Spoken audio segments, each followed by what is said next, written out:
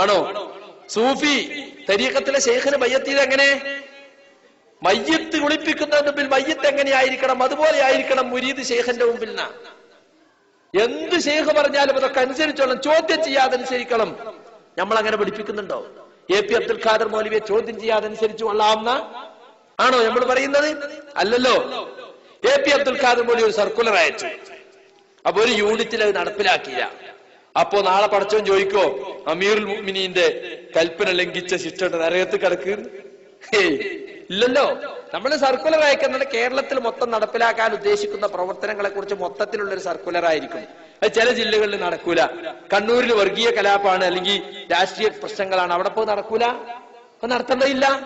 എല്ലാ കാര്യവും എല്ലാ സ്ഥലത്തും നടക്കും വിചാരിച്ചിട്ടല്ല.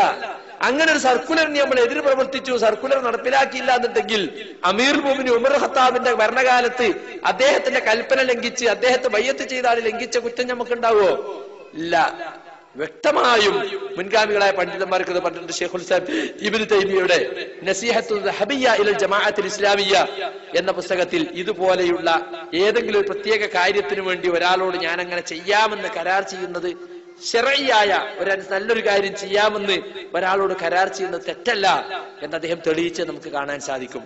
അതുകൊണ്ട് സുഹൃത്തുക്കളെ, നമ്മൾ എന്താണ് വിഷയമെന്ന് പഠിക്കുകയും മനസ്സിലാക്കുകയും വേണം. പിന്നെ ഒരു ബഹുജന സംഘടനയാവുമ്പോ അതിലുള്ള എല്ലാവരും വളരെ ക്ലിയർ ആണെന്ന് നമുക്ക് അഭിപ്രായമില്ല. പലതരം ആളുകളുണ്ട്, അവരൊക്കെ നന്നാക്കിയെടുക്കാനാണ് നമ്മൾ ശ്രമിക്കുന്നത്. നമ്മളെ കൂടെയുള്ള ആളുകൾക്ക് പല തെറ്റുകളുണ്ട്. അത് സംഘടനയുടെ തെറ്റല്ല, വ്യക്തികളുടെ തെറ്റാണ്. ആ തെറ്റായ തെറ്റുകൾ ചെയ്യുന്ന, തെറ്റുകളിൽ അകപ്പെട്ടിട്ടുള്ളവരെ തിരുത്താനും ശരിപ്പെടുത്താനും നമ്മൾ ശ്രമിച്ചുകൊണ്ടിരിക്കുകയാണ്. അതുകൊണ്ട് ഈ തൗഹീദി പ്രബോധനത്തിന് വേണ്ടിയുള്ള ഈ ചുമര് അത് നിലനിൽക്കണം. അതിനുവേണ്ടി നമ്മൾ കൂട്ടായി പ്രവർത്തിക്കണം. പണക്കാരൻ പണം ചെലവാക്കണം, ആരോഗ്യമുള്ള ആരോഗ്യം ചെലവാക്കണം, സമയമുള്ള സമയം ചെലവാക്കണം, വിജ്ഞാനമുള്ള വിജ്ഞാനം ചെലവാക്കണം. എന്തെല്ലാം കഴിവുകൾ നമുക്കുണ്ടോ അതൊക്കെ ദീനിന്റെ മാർഗത്തിൽ വിനിയോഗിക്കുക. ആ കഴിവുകളെ മുഴുവനും ഒരുമിപ്പിക്കുക. അതിനുള്ള സംവിധാനമാണ് സംഘടന എന്ന് പറയുന്നത്. അല്ലാതെ സംഘടനയ്ക്ക് വേണ്ടിയുള്ള സംഘടനയല്ല, സൗകര്യങ്ങൾക്ക് വേണ്ടിയുള്ള, അതുപോലെ തന്നെ ഇസ്ലാമിക പ്രവർത്തനങ്ങളെ കുറച്ചുകൂടി വിജയപ്രദമാക്കുന്നതിന് വേണ്ടിയുള്ള സംഘടനയാണ് നമ്മുടേത്. അതിനുള്ള ഒരുമിച്ച് കൂടലാണ്. അള്ളാഹുവിന്റെ റസൂല് പഠിപ്പിച്ച ആ ദീനിനെ ഏറ്റക്കുറച്ചിൽ കൂടാതെ ജനങ്ങൾക്ക് എത്തിക്കുവാൻ എല്ലാവിധ പരിശ്രമങ്ങളും നടക്കുകയാണ് നാം ചെയ്തുകൊണ്ടിരിക്കുന്നത്. ആ കാര്യത്തിൽ നമ്മൾ ഓരോരുത്തരും നമ്മുടേതായ പങ്ക് വഹിക്കണം എന്ന് മാത്രം ഓർമ്മപ്പെടുത്തിക്കൊണ്ട് ഈ വൈകിയ വേളയിൽ ഞാൻ അവസാനിപ്പിക്കുകയാണ്. ഒരുപാട് വിഷയങ്ങളെ കുറിച്ച് പറയാനുണ്ടെങ്കിലും ഇൻഷാ അല്ലാഹ് ഞാൻ ഈ സമയം ഇനിയും ഉപയോഗപ്പെടുത്തുന്നത് ഭംഗിയല്ലെന്ന് മനസ്സിലാക്കി ഓർമ്മപ്പെടുത്തിക്കൊണ്ട് നിർത്തുകയാണ്. ഞാൻ ആദ്യം ഓതി വെച്ച ആയത്തിന്റെ അർത്ഥം പറയാം.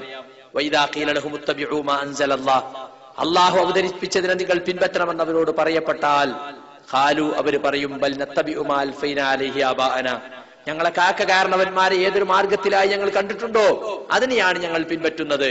അത് ഖുർആൻ ചോദിക്കാണ്. അവലൗ കാന ആബാഉഹും ലാ യഅഖിലൂന ശൈഅൻ വലാ യഹ്തദൂൻ, അവരുടെ വാപ്പ കാരണവന്മാർ ചിന്തിക്കാത്തവരും ബുദ്ധി ഉപയോഗിക്കാത്തവരുമാണെങ്കിലുമോ. ഈ ചോദ്യം 1400 കൊല്ലം മുമ്പുള്ളതാണ്. നമ്മളോടും അത് ചോദിക്കും. നിന്റെ ഉപ്പ നരകത്തിലാ, നിന്റെ ഉപ്പാപ്പ നരകത്തിലാ, നീ പറയുന്നതാണ് ശരിയെങ്കിൽ അവരൊക്കെ നരകത്തിലാകണ്ടേ എന്നൊക്കെ ചോദിച്ചു ഉത്തരം മുട്ടിക്കാൻ ശ്രമിക്കും. അവിടെയൊക്കെ ഇസ്ലാമിന്റെ യഥാർത്ഥ മറുപടി നാം അവർക്ക് നൽകണം എന്ന് ഓർമ്മപ്പെടുത്തുകയാണ്. പിന്നെ ഇസ്ലാഹ് മാസികയെ സംബന്ധിച്ച് ഇവിടെ നേരത്തെ അനൗൺസ് ചെയ്തിരുന്നു. ഇവിടെ നിങ്ങൾക്ക് ഫോറം കിട്ടിയിട്ടുണ്ടാകും, നിങ്ങളത് പൂരിപ്പിച്ചു കൊടുക്കണം. ഇപ്പോൾ പൈസ ഇല്ലാത്തവരെ യൂണിറ്റ് തലത്തിൽ അതിനുള്ള സംവിധാനം ഉണ്ടാക്കണം. സമ്മേളനത്തോടനുബന്ധിച്ച് ഒരു സ്പെഷ്യൽ പതിപ്പ് പുറത്തിറക്കാൻ ഉദ്ദേശിക്കുന്നുണ്ട്. നിങ്ങളുടെ അകമഴിഞ്ഞ സഹായം അതിനുണ്ടാകണം. 10ഓ 12ഓ ഉള്ള ഖുറാഫി പ്രസിദ്ധീകരണങ്ങൾക്ക് മറുപടി കൊടുക്കുന്ന നമ്മുടെ ഒരു പ്രധാന പ്രസിദ്ധീകരണമാണ് ഇസ്ലാഹ് മാസിക. അത് നിങ്ങൾ എല്ലാവരുടെയും അകമഴിഞ്ഞ സഹായം അതിനുണ്ടാകണമെന്ന് പ്രത്യേകം ഓർമ്മപ്പെടുത്തിക്കൊണ്ട് ഞാൻ അവസാനിപ്പിക്കുകയാണ്. അല്ലാഹു സുബ്ഹാനഹു വ തആല നമ്മുടെ ഒരുമിച്ച് കൊണ്ടൊരു പുണ്യകർമ്മമായി സ്വീകരിക്കുമാറാകട്ടെ. റബ്ബനാ ആതിനാ ഫിദ്ദുനിയാ ഹസന വഫിൽ ആഖിറതി ഹസനത വഖിനാ അദാബന്നാർ. വസല്ലല്ലാഹു അലാ റസൂലിനൽ മുസ്തഫ മുഹമ്മദിൻ വഅലാ ആലിഹി വസഹാബതിഹി അജ്മഈൻ. വആഖിറു ദഅവാനാ അൽഹംദുലില്ലാഹി റബ്ബിൽ ആലമീൻ. അസ്സലാമു അലൈക്കും.